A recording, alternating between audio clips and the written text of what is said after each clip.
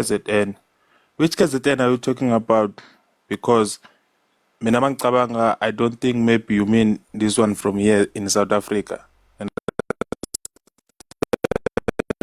because this thing happened long time ago. Okay, I understand. Yes, you go back to history, but now those people are being registered in Zimbabwe, and they are registered as people from Zimbabwe. So if you tell them to come back here in South Africa, can you please make me understand there? All right, ithi ngikuphendule webhuti wami. Into eqala ne yabona labafethu labafika ngalezi ulimi bethu khuluma isishona sakini hayi awusuka wena ulimi lakho khuluma isishona sakini isiNdebele wena angikhuluma isiNdebele mina awuthula wena ngikhuluma isiNdebele ukhuluma ukuchaza lapho ngaphendula lo muntu uphendula isiNdebele ongasaziyo umthetho yambona akafuni khuluma isishona sakini ungazositshela lapho akafuni all right kanti lithi lifundile khuluma English ngoba isiNdebele balabula na wena Xitsonga ne problem lokho balabula Liftonga guys. Hey. Phela abalabi ku phela ngenze lalela umchaza lo ukhuluma mina mayisisa wena Xindebele wena umchaza balabula shona wena fusek uzothatha igogo wena ukuhlonya ugodo emlonyeni uthuthe ngale usathanyo Kokwana wena nyomfi usek matesa Shona sakini Tanzania uzothola abantu kwaZulu lina libuyela nini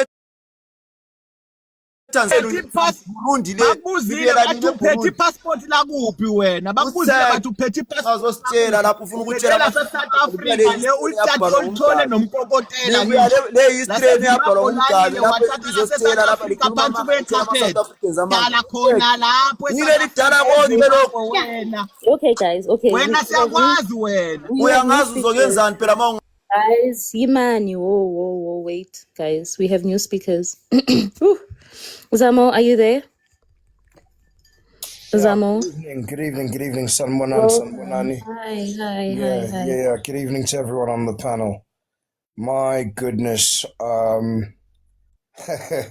what an occasion! Wow.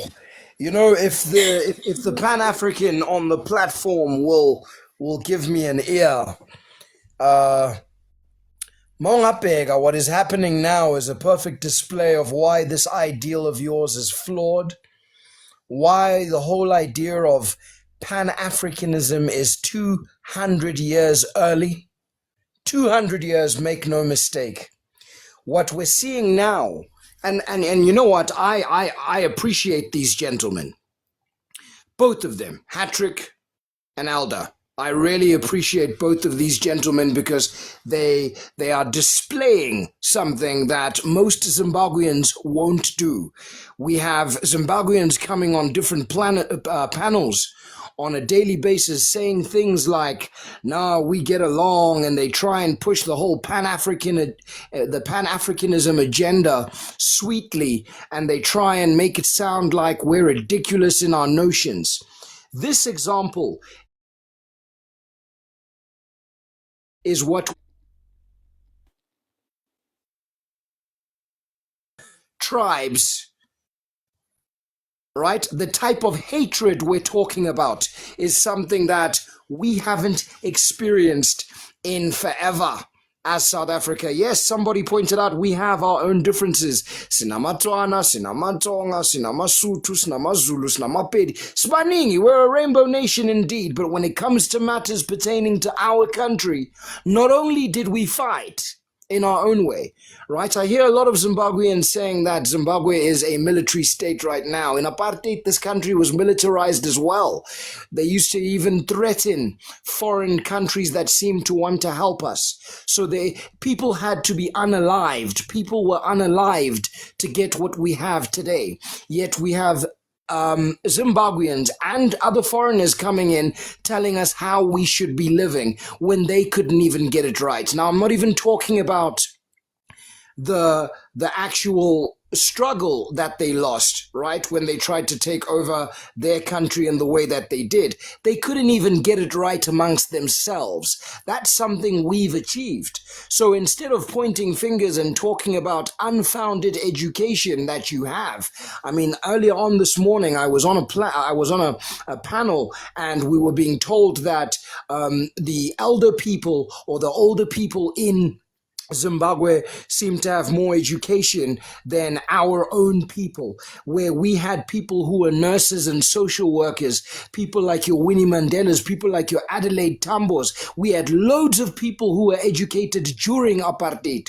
There were people coming into this country trying to get jobs during apartheid. All right, that's to show you what kind of country we are. And we have worked very hard. And I did say this, somebody pointed out that Tina, we found a way around our differences. Yes, there are differences, that we run into commercially. If I speak to the gang from the other side, Bowarix, they might just realize, okay, lo umzulu, and there's a little bit of tension, but that's as far as it goes. This hatred that we are seeing now, this hatred from the two gentlemen is deep. It is really, really, really deep. And therefore, this is why patriotism, and I want to say something to the gentleman, Simon, when he says he'd rather die in another land, puti sugubai kawadi. You are supposed to stand with your people and fight a corrupt government, an unjust government that has your people flogging all over the diaspora.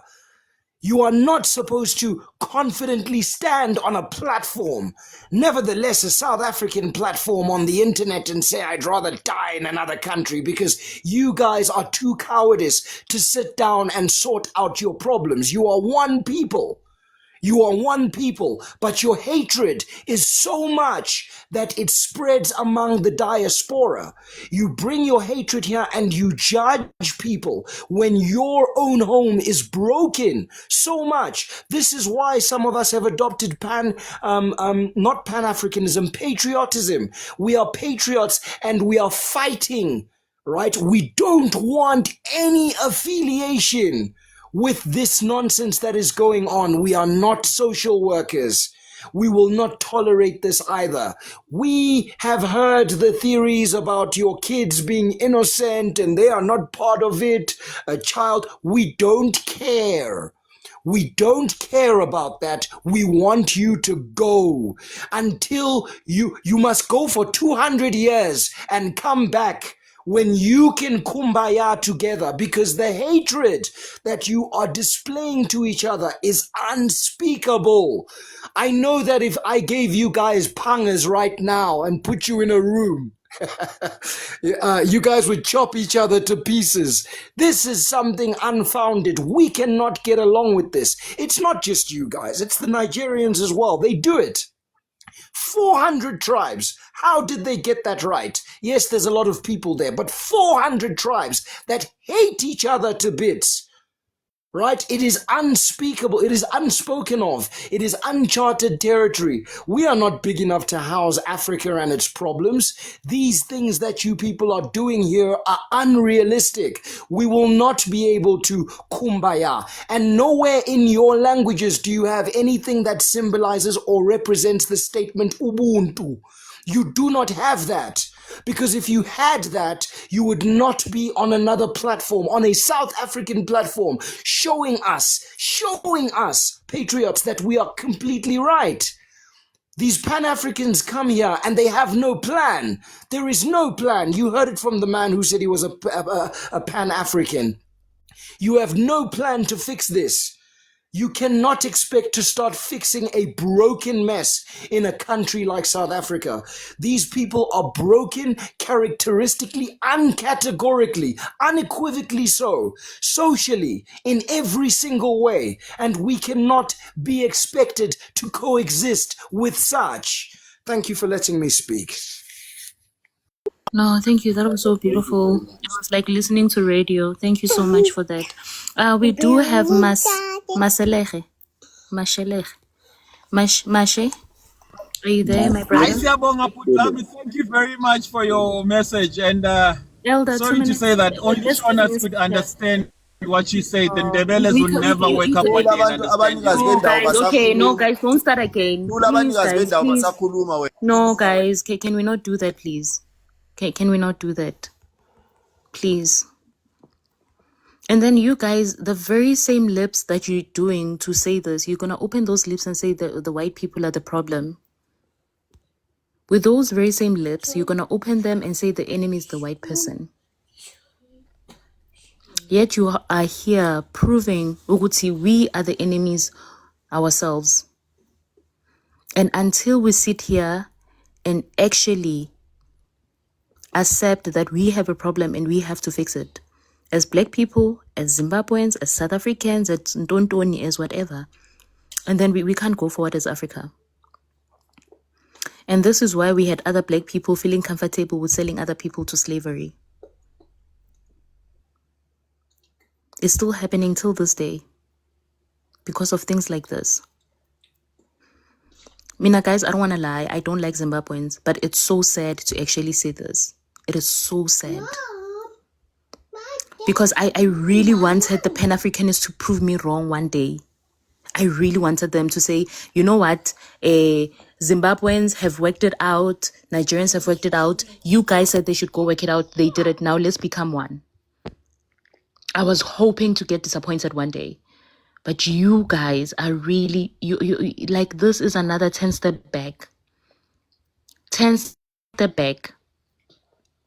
100 step back. What you guys are doing is actually taking us back way more. Hey, mommy. Honey, it's relaxed. Like to hear? Thank you. So we really need to, guys. This is serious. I knew the hate was there, but I didn't think it was this deep. Honeys, I see you. I get my hair. Okay. So anyway, Mashe, are you there, my brother? Mashe, Yes, I'm welcome. here. You can give in submission. Thank you for being patient, my brother. No, it's okay. I just only for me, I think I don't have enough words, but I think some of the words Mr. Zano's voice just says anything that I wanted to say. And then thank you for those allow me, and then morning for all people on the panel. So I think number one, you know, we all blacks, we understand that, but each and everyone has got his own boundaries from where you're coming from.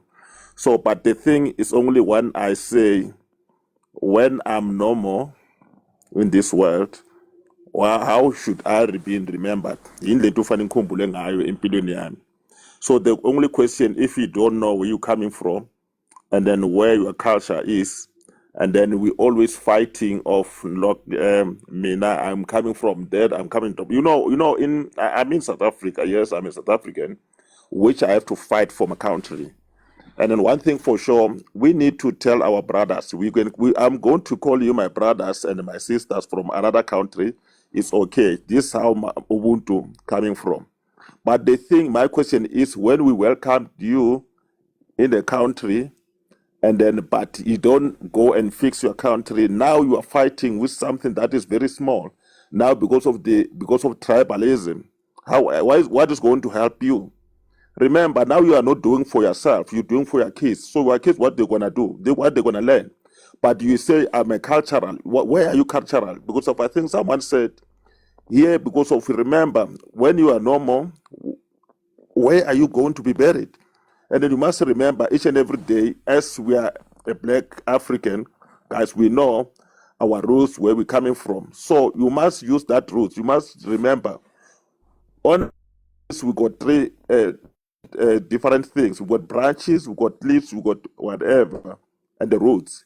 But those roots, if you want your roots to be all over. So where your kids will be, end of the day. And then once you are playing, end of the day, you cannot live for nothing. Sometimes you live for purposely. The reason why I'm here in this world, I've got a purpose. But it's look like when you run out from your place, you go to another places, you don't have purpose of you living. But you are here just then, because we are not here to fill up the space. We are here for a purposely. As maybe we know some people that believing in God to say, no, God bring us here for a purposely. But I feel like some of us, we are not people to be in this world. Because of whatever way you are, you must fight for your country. Make sure that your country, if not even yourself, you fight for your kids, the next generation. Let's do that. But I feel like some people, they don't prepare to go to fight for their same places. And then some people, they will tell about, as us, where we're coming from, we are educated, we are academically well. But if you are academically well, why you don't go to a place and fix your country? You cannot run away, and where are you going to run? Because at the end of the day, you're going to be gone. What you gonna be? So you're gonna be buried on the other places. So guys, let's not end of the day start maybe suffering our kids end of the day, because this is going to be a struggling for our kids. You will never know more by the time when things happen. And then, but now we are saying everything will be okay. Nothing will be okay as long as you don't want to fix while you're still alive. Remember those people who were living here in South Africa, 1976. Now they help us. That's why today, even ourselves, I'm still fighting for my country. When something's getting wrong, I have to fight for it, for my kids, for the next generation. So that's why if you see now the Dudula fighting, they are not doing this for nothing, because of we want to make sure that even when we leave this world, we know that we're doing something. But the question is, when we are no more, what are you going to be remembered in this world, or where you coming from? What do you do for your the next generation?